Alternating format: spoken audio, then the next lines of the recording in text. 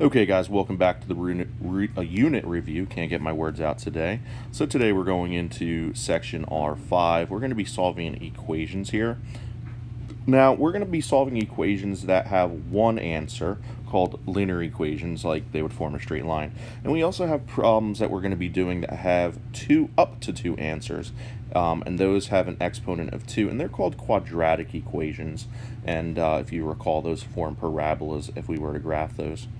But we're not worried about graphs today, we're just worried about solving. So, real basic definitions coming off. An equation is a statement that two expressions are equal. To solve an equation means to find all values that make the equation true. Each of these numbers is called a solution to the equation. Equivalent equations have the same solution set. Don't worry about that sentence though. Okay, so here, linear and quadratic equations. I'll just give you the quick summary. As I've said a minute ago, a linear equation is in the form ax plus b equals 0. Pretty much, you're going to get x by itself and get one answer. And then a quadratic equation, as I said, has a high exponent of 2, and you can get up to 2 answers. So we're going to use some rules to solve the equations here. I'm not really going to go over these right here, so you can kind of ignore those. There are some just theorems that are presented in math. So in example 1, I'm going to have a linear equation. We don't see any exponents here. And then example 2, I'll show you how I think would be the best way for you guys to solve a quadratic. So anyway, example 1, whenever we have an equation, what we want to do is get rid of parentheses. So we're going to distribute the -6, so -6 times x, then -6 times -1. And then bring everything else down, make sure everything's lined up, looking good. Okay, now that we distribute, if you take a look on the right side, we have some like terms here that can be added together. So 1 plus 6 will get 7. Now at this point, after combining like terms, you notice we have a variable on the left side and the right side. We want them over on one side. I'll bring them to the left. So if it's showing a -6x on the right side of the equal sign, we want to add 6x. So we're going to add 6x here to just cancel, and then we're going to do the math on the left. Please make sure when you're adding or subtracting to move things around, you're following the combine like terms rule. So 2x plus 8x will get 2x plus 6x will get 8x. And bring down what's left over. And always be aware of where your equal sign is. That's very important. Okay, so now we're starting to get x by itself. What would you get rid of first, the 8 or the 3? You should be thinking, get rid of the 8 last. That coefficient 8 in front of x, always get rid of coefficients last. So we're going to subtract 3 from both sides. So we'll have 8x equals 4. And then divide both sides by 8. Careful here, we are going to get a fraction. Nope, I wrote it wrong. I'm trying to multitask. Divide both sides by 8, the coefficient. So you'll have x equals 4/8, reduces to 1/2. Okay, let's try another one. So example 2, solve and check solutions, meaning we may have 1 or 2 answers. Now this guy here, x squared minus 3x equals 4. How can I solve that? Now there's a number of ways actually. One of them could be factoring, but I wouldn't factor here. I'm going to use the quadratic formula. And I find that that's the easiest way because in my 17 years of teaching, I found that students are a lot better using the quadratic formula, than they are factoring. The quadratic formula is very straightforward. Now, the first thing we want to do in order to use the quadratic formula is we need to set this equal to 0. So to use the quadratic formula, the quadratic equation is always set equal to 0. And again, I'm using the quadratic formula because this problem has an exponent of 2, hence it's called a quadratic. Now, then I label. A is invisible 1, B is -3, and C is -4. So now I'm going to plug into the formula to find out what x is going to be.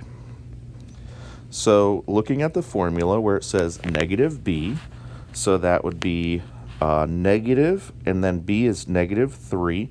Now right away, I'm going to change that. I don't like those double negatives, so that's going to change to +3. Pretty much remember that whenever you have a formula that has a minus sign in it, it pretty much means the opposite sign. And then we have plus minus, and then a huge square root. Now, by the way, the plus minus represents that we're going to have 2 answers. Even though it's just one big fraction, we will have 2 answers later.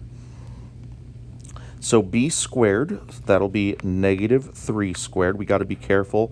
Remember, whenever we're squaring something, especially a negative squared, we want to put that negative number into a parentheses. And then minus 4ac means -4 times a times c. Came out bad.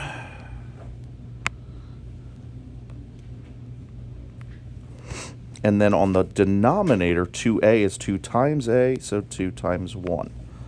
Okay, so how can I go through and solve this? It looks really intimidating, but I can teach you how to get it done in a couple easy steps. First, what we're going to do is multiply 3 times. We're going to do this. I'll highlight what we're multiplying. Multiply this, multiply these 3 numbers, and multiply these 2 numbers. You can do them all in the same step because they're not going to interfere with each other. So let's carry over that +3, then our plus minus, and then our square root. So -3 squared is 9, and then -4 times 1 times -4 is 16, so put a plus 16. And then multiplying on the bottom, 2 times 1, 2. So we're starting to clear it up. It's starting to look a little cleaner now. What can I do after this? Really easy. We're working on getting this radical down to 1 number. So you would either add or subtract whatever these 2 numbers are. So 9 plus 16 will get the square root of 25. Now, don't stop there. After that, what we want to do is try to square root or simplify that radical. What is the square root of 25? It is 5. Now, sometimes, just to give you a heads up, sometimes we won't have a radical anymore, like this problem, because 25 is a perfect square and it just got a nice simple 5. Sometimes you may end up still having a radical, and you may end up having a radical in your answer, and that's okay. It'll be a little bit ugly, but don't be alarmed. Okay, so at this point, a lot of people accidentally stop here, but we can go further. We do want to figure out what our 2 distinct answers are. So at this point, I want you to split this up to get, we're now going to get 2 answers. Our first answer, we're going to do 3 plus 5, then divide by 2. And our second answer, we're going to do 3 minus 5, and then divide by 2. So we're essentially just splitting up that plus minus there. Because as I said earlier, the plus minus means we're just kind of condensing it. So 3 plus 5 is 8, divided by 2 is 4. And 3 minus 5 is -2, divided by 2 is -1. So there are your 2 answers. Now, I will be going over more examples with the quadratic formula, Feel free, after today's lesson, if you're still a little bit confused, just hit up YouTube and type in quadratic formula. Okay, so when I did this PDF, the order was really kind of a little messed up here. So we got to skip down. Please go into your packet where it says assignment R5. That's what I want to continue working on now. I want to hit up the odd problems, and then I'll just have you guys do the even problems on your own. I need the keys, please. So I am taking a look at number 1. So I have a linear equation, and so I'm going to work on getting x by itself. So I need to subtract 23 from both sides.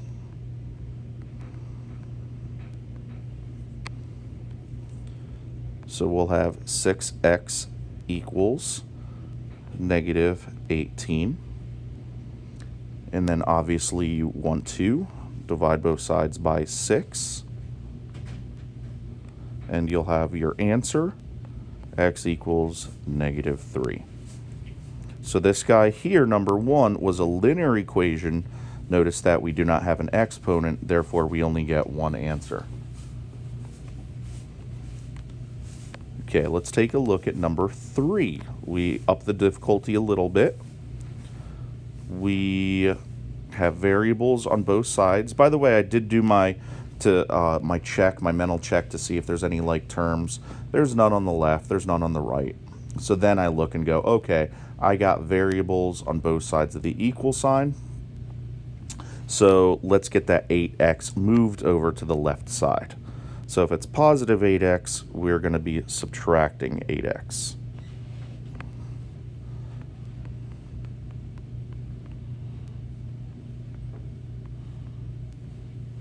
All right, now let's work on getting x by itself. Remember, the 7 is a coefficient. You get rid of that last. So we need to subtract 40 from negative 9.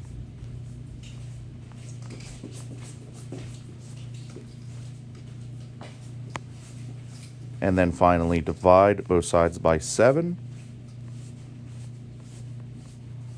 And we have our answer, negative 7. Again, this is a linear equation, hence I only get one answer. Number 4. Nope, not number 4. Let's go into number 5. I have variables on both sides of the equation, equal sign. So let's move this 2x over to the right. Since it's positive 2x, I'm subtracting 2x.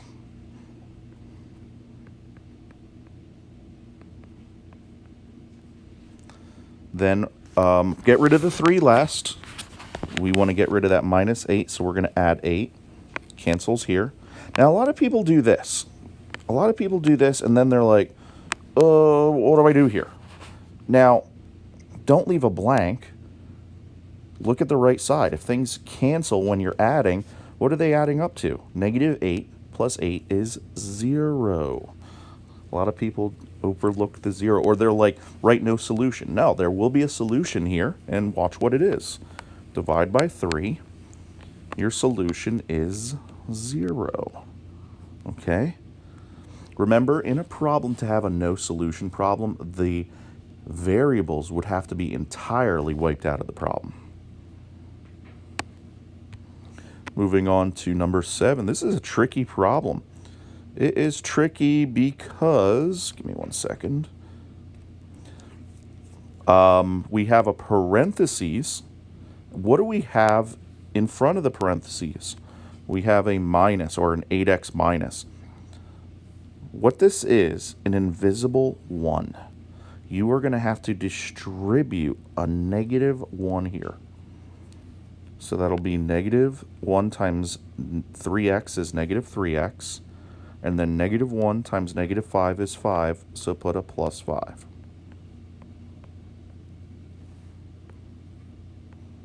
A lot of people accidentally, or they want to distribute the 8x for some reason and totally ignore the negative.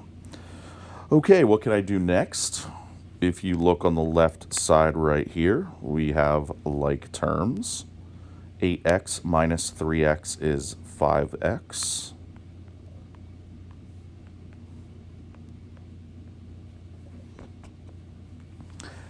All right, let's get x by itself now. We want to do what next? We want to subtract 5 from both sides. No, I think that doesn't make sense. Subtract, Josh. And then divide by 5, and you'll have x is 7. Okay, number 9. We have a quadratic equation. Look at the exponent of 2. So remember, you can factor if you want. Like, if I'm doing this, I may maybe do GCF, but a lot of people struggle with factoring, so I'm going to go with the quadratic formula here, which actually the quadratic formula they use over in Europe a lot, much more than we do. All right, so anyway, what's A, what's B, what's C? So if we were to write this out, the A is always in front of the square term. So the A is 1. The B is always the single x, or in this case t term. So 6 is the B, and the C is missing, so we're going to call the C 0. Okay, so now we're... No, put it on the ground. Sorry, my kid's tracking in snow. So, or on the rug. Actually, let's do the rug. I apologize, guys. So now we're going to plug into the formula for ABC. So negative B, so that would be negative 6, then plus minus square root of B squared, so we'll call that 6 squared, minus 4AC, so minus 4 times 1 times 0. And then 2A is 2 times A, so 2 times 1. Okay, so now we'll start working on this. This is real easy from here. So we're just going to multiply 3 times. Here, here, and here.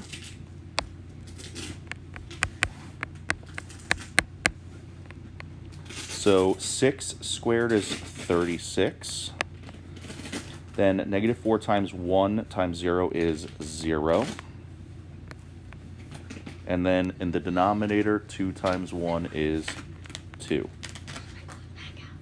It's just like my shoe can't start. Oh, what did I do there? Hold on, let me go back, find my page. Kids distracted me. All right.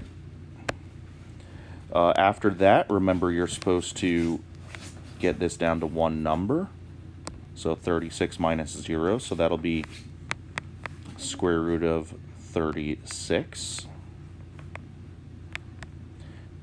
After that, you square root. What is the square root of 36? It is 6. It is a nice perfect 6. 36 is a perfect square, so no more radical in this problem. Now, when we're down to this point and there's no more radical, now you can do your, like I've showed you before, you're going to get your 2 distinct answers, and you're going to be splitting up your plus minus here. So you're going to do negative 6 plus 6 divided by 2, and negative 6 minus 6 divided by 2. So that'll be 0 over 2 is 0. And this will be negative 12 over 2 is negative 6. There's your 2 answers. Just like I said, we would be getting 2 answers here because this is a quadratic. What do you need? I need help. Getting it off? Yes, because it's Come here. about to come. Lay down. All right, one more. Put it back on. So the next one is also a quadratic. Stand up. So it is set equal to 0. So I would use, again, the quadratic formula. So A is 9, B is 15, and C is 4. So again, quadratic has an exponent of 2. So let's use the formula. You probably want to have it memorized. I definitely have it memorized. I think it's good for all students to memorize formulas. Trust me, you get better at them if you get better at using them if you memorize them. So negative b plus minus big square root of b squared minus 4 times a times c divided by 2 times a. Okay, so now it's plugged in, so now we can go ahead and do our 3 multiplications. So 15 squared is 225. And then negative 4 times 9 times 4, 144. And in the denominator, 2 times 9 will get 18. Okay, let's keep simplifying this. What do we do next? Get this down to one number.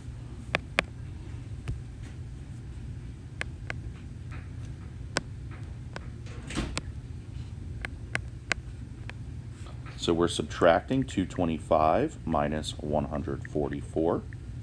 So we have the square root of 81. Then we do that square roots. What is the square root of 81? It is 9.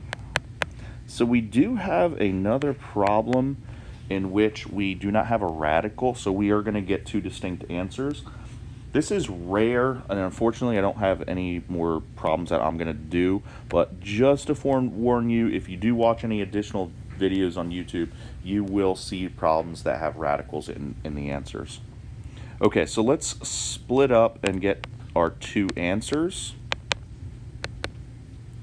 So negative 15 plus 9 divided by 18. That will be negative 6 divided by 18. What's that reduced to? Each of those divides by 6 to have negative 1/3. And then do the minus. Negative 15 minus 9 over 18. That's negative 24 over 18. Let's reduce. We can divide that by 2. We can divide that by 3. And you could either leave it like that improper. It is a reduced fraction. It's improper, which I'm not a fan of. I'll make this into a mixed number. That would be negative 1 with a remainder of 1/3. So negative 1 and 1/3. So you got 2 distinct answers here, negative 1/3 and negative 1 and 1/3. Okay, guys, that's it for my lesson. You guys go hit up the evens now on this page.